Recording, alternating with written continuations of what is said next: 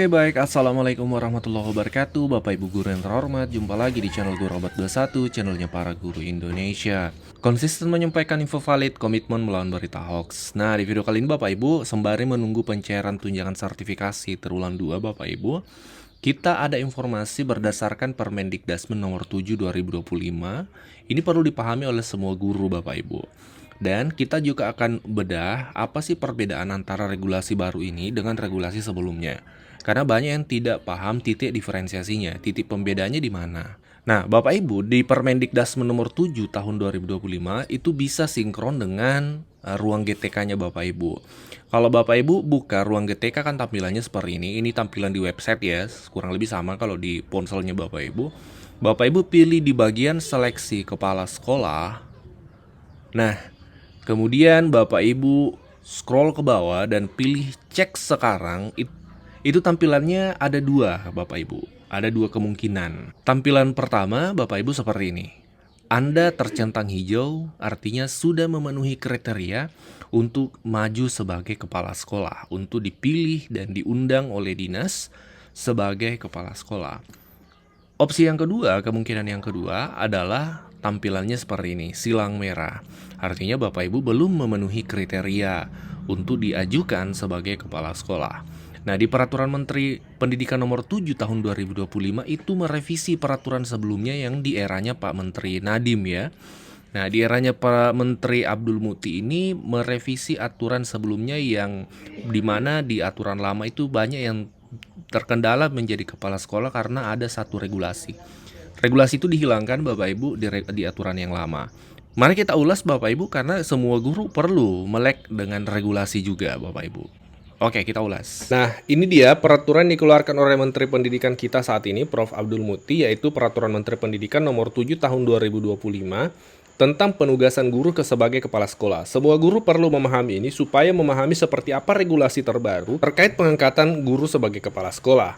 Nah, Permendikdasmen nomor 7 ini menggantikan peraturan sebelumnya yang di eranya Pak Nadiem ya, Pak Nadiem Makarim, yaitu Peraturan Menteri Pendidikan nomor 40 tahun 2021. Kita akan compare Bapak Ibu, kita akan bandingkan antara peraturan lama ini dengan peraturan baru supaya kita lihat titik pembedanya Bapak Ibu. Nah, kita mulai dari persyaratan ya.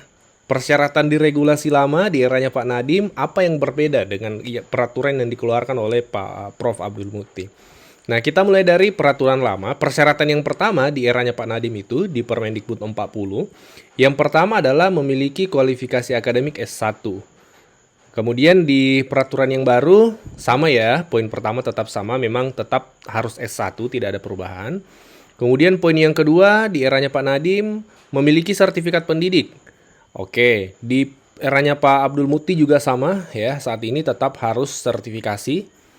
Kemudian yang ketiga di eranya Pak Nadiem itu ada poin memiliki sertifikat guru penggerak. Nah, sertifikat guru penggerak. Ternyata di regulasi terbaru, regulasi sertifikat guru penggerak itu sudah tidak ada Bapak Ibu. Tidak ada lagi disebutkan di sini persyaratan-persyaratan harus memiliki sertifikat guru penggerak. Ini titik pembeda yang paling nampak pertama. Ya Bapak Ibu. Kemudian kita lanjut. Memiliki pangkat paling rendah, ini di peraturan lama ya. Pangkat paling rendah 3B. Jadi di eranya Pak Nadiem itu, di Permendikbud 40 ini, golongan 3B sudah bisa jadi Kepsek. Kita lihat di regulasi terbaru. Memiliki pangkat dan golongan ruang paling rendah 3C bagi guru yang berstatus sebagai PNS. Nah, apakah 3B tidak bisa? Nanti ada penjelasan lebih lanjut Bapak Ibu. Jadi, lanjut ya. Untuk P3K di sini disebutkan bahwa di regulasi lama untuk P3K memang tetap bisa jadi Kepsek di regulasi lama karena disebutkan di poin E, memiliki jenjang jabatan paling rendah guru ahli pertama bagi guru P3K. Di regulasi terbaru disebutkan bahwa untuk P3K, jabatannya paling rendah guru ahli pertama bagi guru yang berstatus P3K dengan pengalaman dalam jabatan sebagai guru paling sedikit 8 tahun. Nah, jadi lebih detail nih, di peraturan terbaru, P3K bisa jadi kepala sekolah dengan syarat jabat pengalaman dalam jabatannya minimal 8 tahun Bapak Ibu. Ya, itu. Kemudian di regulasi lama, Penilaian kinerja paling rendah baik selama 2 tahun. Di regulasi terbaru juga tetap dipertahankan itu Bapak Ibu, tidak ada perubahan. Penilaian kinerja guru predikat paling rendah baik selama 2 tahun. Kemudian pengalaman manajerial paling singkat 2 tahun di regulasi lama. Kita lihat di regulasi baru ya tetap dipertahankan pengalaman manajerial paling singkat 2 tahun. Ya, kemudian kita lanjut. Sehat jasmani, ini di regulasi lama ya, masih di regulasi lama. Sehat jasmani, tidak dikenai hukuman disiplin, tidak sedang jadi tersangka atau terdakwa. Batas usia maksimal 56 tahun. Kita lihat di regulasi terbaru. Ya, kurang lebih sama ya. Batas usia juga 56 tahun Bapak Ibu. Ya. Oke. Jadi titik pembeda yang pertama adalah yang pertama sertifikat guru penggerak itu tidak menjadi syarat utama lagi. Tidak menjadi syarat untuk pengangkatan kepala sekolah di era tahun 2025 ini Bapak Ibu. Ya, dengan terbitnya Permendikdas nomor 7 tahun 2025. Yang kedua, guru P3K bisa menjadi kepala sekolah ya dengan persyaratan berstatus sebagai dalam golongan guru ahli pertama, jabatannya guru ahli pertama P3K, dan masa kerjanya paling sedikit 8 tahun. Nah, seperti itu. Nah, itu titik pembeda ya. Nah, ini dalam regulasi terbaru ada ayat kedua yang menjelaskan bahwa dalam hal tidak tersedia bakal calon kepala sekolah sebagaimana dimaksud dalam ayat 1 huruf C dan huruf D, maka bisa ya pemerintah daerah dapat mengusulkan guru PNS dengan jabatan paling rendah golongan 3B, Bapak Ibu. Penata muda tingkat 1. Jadi di regulasi terbaru golongan 3B bisa menjadi kepala sekolah kalau memang tidak ada guru 3C yang bisa mengisi Bapak Ibu. Seperti itu. Jadi 3B bisa maju jadi kepala sekolah. Kemudian guru P3K dengan pengalaman dalam jabatan sebagai guru paling sedikit 4 tahun.